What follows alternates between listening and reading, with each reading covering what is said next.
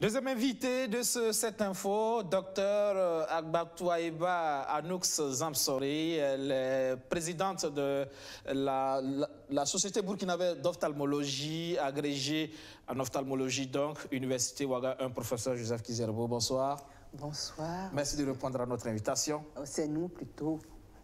Voilà. Et là, nous parlons d'une maladie qui, en tout cas, reste sur le problème de santé publique pour le Burkina. Oui. Cette semaine débute la semaine mondiale du glaucome.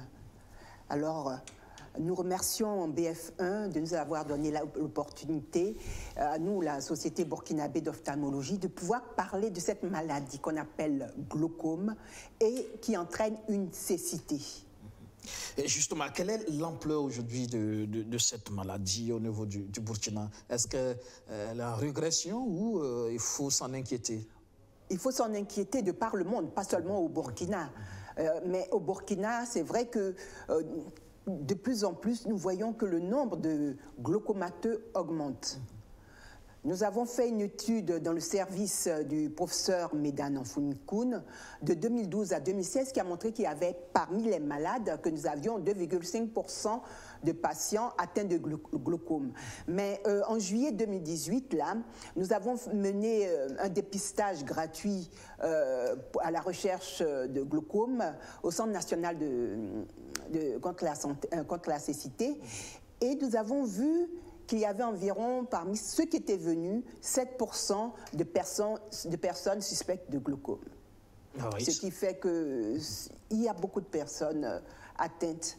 Et c'est un danger. Parce que le glaucome entraîne une cécité irréversible. Ce n'est pas comme la cataracte. On opère la cataracte et puis on peut voir. Mais le glaucome, dès qu'on ne voit plus, c'est fini. C'est fini. Là, sans cela que c'est assez grave quand même. D'où la nécessité de la sensibilisation pour la prévention. Exactement. Oui, oui, il faut prévenir cela. Mais bon, prévenir la maladie en elle-même n'est pas si facile. Ce qu'il faut surtout, c'est dépister tôt la maladie pour pouvoir la traiter plus vite. Ce traitement médical, quand il est médical, c'est un traitement à vie. Sinon, il y a un traitement chirurgical, un traitement physique. Mais le traitement médical, de toute façon, il est à vie. Et le suivi d'un malade atteint de glaucome est à vie. Qu'il soit traité chirurgicalement ou médicalement ou physiquement, c'est un traitement à vie. Sinon, on peut se retrouver devant la cécité. Et là, on ne peut rien faire. On ne peut rien faire. On ne peut rien faire. Tu connais l'importance de la vue, de l'œil. Il faut effectivement faire en sorte que ça n'arrive pas. C'est là tout l'enjeu. Donc, savoir dépister, mais il faut, au niveau de la population, qu'on sache déjà reconnaître les premiers signes. Exactement. Le problème du glaucome, c'est que le plus souvent, classiquement, le glaucome ne donne pas de signes. Dès qu'on a un signe, c'est-à-dire on ne voit plus, c'est déjà trop tard. Parce que qu'est-ce que c'est que le glaucome? Le glaucome est une maladie qui touche le nerf de l'œil. Et bon, on ne fait rien maintenant, on ne peut plus rien faire contre une atteinte de ce nerf-là.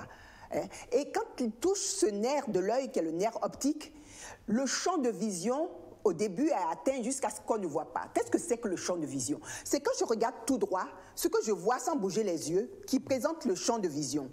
Et avec le glaucome, le champ de vision se restreint tout doucement. Donc au début, on ne sait pas. Ça se restreint. Et quand on le sait, il est déjà trop tard. On l'appelle voleuse de la vue. Parce que c'est trop tard quand on le sait. Mais quelquefois, il y a des signes chez d'autres personnes. Parce qu'en fait, souvent, mais ça dépend des fois, on peut avoir une tension dans l'œil. Et donc, quelquefois, on appelle cette maladie tension dans l'œil, mais ce n'est pas vraiment... On peut avoir le glaucome sans la tension. Mais on peut avoir une tension dans l'œil, une hyperpression intraoculaire, une hypertonie oculaire. Et ça peut donner quelques maux de tête. Il faut s'en méfier. Des maux de tête qui peuvent être plus ou moins intenses.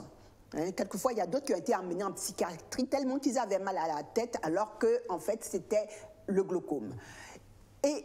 Ou alors, d'autres personnes peuvent se réveiller le matin et voir qu'ils voient flou le matin, puis après, tout s'amende. Là aussi, c'est dû à la tension qui était un peu plus élevée le matin qui leur a donné cette vision floue. Ou alors, d'autres peuvent voir la nuit, en regardant les lampadaires sur la voie, des halos colorés autour des lampadaires. Là aussi, il faut se méfier et consulter. Mais en fait, il faut le plus souvent que, déjà dès l'âge de 40 ans, mais cet âge 40 ans, c'est surtout pour la population blanche. Pour la population noire, normalement, on devrait consulter plus tôt pour savoir s'il y en a le glaucome, surtout s'il y a un glaucome dans la famille. Le plus tôt possible s'il y a un glaucome déjà dans la famille. Parce que c'est une maladie quand même, il y a beaucoup de notions d'hérédité dans cette pathologie. Et comment justement, quelles sont les causes? Qu'est-ce qui crée? Qu'est-ce qui envoie ça? Est-ce qu'aujourd'hui, l'exposition prolongée, par exemple, aux ordinateurs ou à l'écran, à la lumière, peut être source de... On recherche la cause.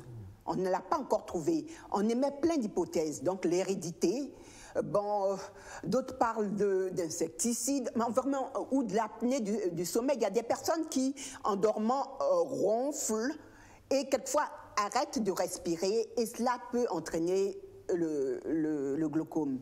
Il y a ça, on recherche.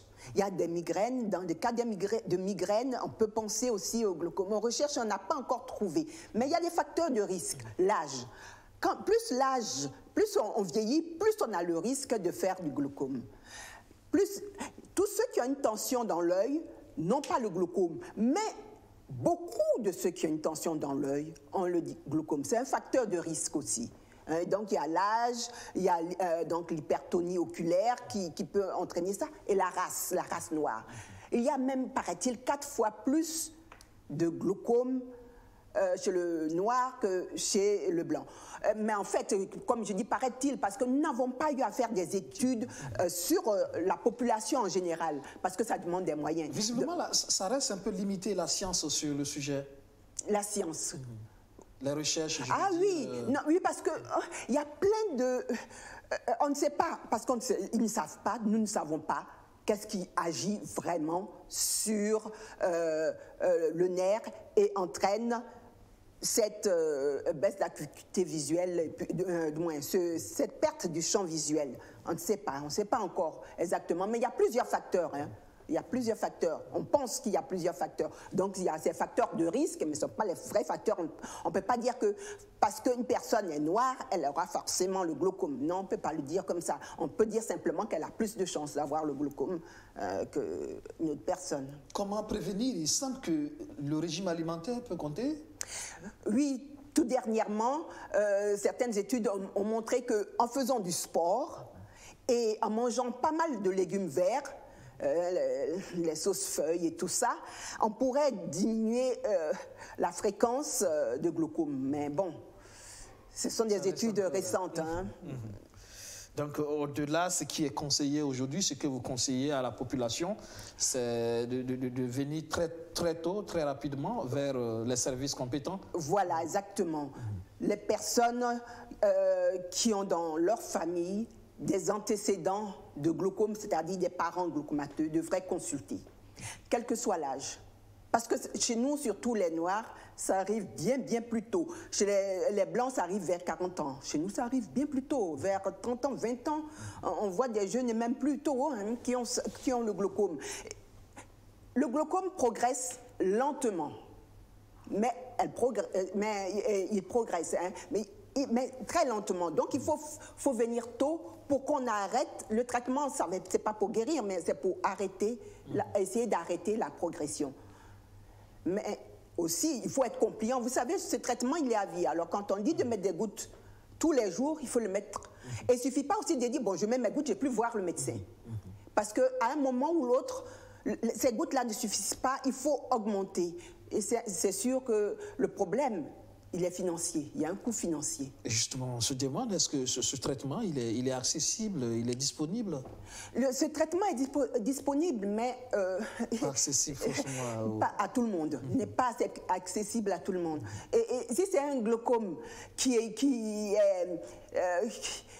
est modéré, ok, quelques médicaments, ça peut aller, un médicament pas cher, ça peut aller. Mais il y en a d'autres qui ont une tension tellement élevée qu'on est obligé de mettre plusieurs médicaments et ça revient très cher pour cette personne. Mais Quand c'est le cas, il faut penser à la chirurgie, mais tout le monde ne veut pas se faire opérer. Et on peut se faire opérer de chirurgie et puis au bout d'un moment, on est obligé quand même de reprendre quelquefois les médicaments. Alors, il y a le laser aussi qui se fait aussi. On parle de près de 3 millions d'aveugles dus au glaucome dans le monde, 4 millions de malvoyants. Et d'ici à 2020, on parle de 80 millions de personnes qui pourraient vivre avec cette maladie. C'est inquiétant. Oui, c'est inquiétant. C'est pour ça qu'il y a cette semaine de sensibilisation, parce que la population ne sait pas ce que c'est que le glaucome. Et il faut essayer de sensibiliser, parce que ce qui compte vraiment, c'est de pouvoir traiter ça à temps, commencer à traiter à temps pour stabiliser la maladie. Sinon, c'est sûr, hein, dans le monde, en 2020, 80 millions vivront avec le glaucome. Et ça fait beaucoup. Et parmi ceux-là, on ne sait pas, parmi les 80 millions, surtout en Afrique, il semblerait que c'est seulement 10% de la population qui sait à peu près ce que c'est que le glaucome et c'est qu'il faut consulter régulièrement un ophtalmo. Et à quelle fréquence, par exemple? Si la personne a dans sa famille un glaucomateux, une fois l'an, si c'est normal, une fois l'an. À partir de 40 ans, ça c'est surtout chez les Européens, les Blancs, hein, les Occidentaux, une fois l'an, parce qu'à partir de 40 ans, la fréquence augmente. Et au Burkina, où s'adresser justement pour chez tous les ophtalmologues. Et ces ophtalmologues feront tout pour faire un examen complet, surtout en regardant, en dilatant le malade pour voir le fond de l'œil et en prenant la tension. Et si les examens montrent qu'il y a une suspicion, il y a des examens complémentaires associés à faire, comme le champ visuel automatisé ou l'OCT qu'on peut faire, ou même la pachymétrie, qui montre un peu plus, quand on a des doutes, si vraiment c'est cette maladie. Et si c'est ça, ben, il n'y a plus qu'à traiter le malade. Et on imagine donc c'est la semaine de sensibilisation sur le glaucome qui commence donc à partir de ce dimanche et toute la semaine. Ça sera ce travail de sensibilisation que vous dans allez le monde entier. Dans le monde entier, justement. Oui, dans le monde entier. D'accord. Okay. Merci, docteur. Je rappelle que vous êtes le président de la Société burkinabé d'ophtalmologie. Oui. Merci, encore une fois. Et bonne semaine de sensibilisation. Et merci à BF1 d'avoir permis à la Société burkinabé d'ophtalmologie de parler du glaucome. Merci et bonne semaine. Merci. On va donc inviter la population à aller vers les services compétents, à aller vers les ophtalmologues pour connaître déjà cette maladie et aussi pouvoir faire le dépistage. Exactement. Merci. Ça sera tout pour cette info. Merci de m'avoir suivi.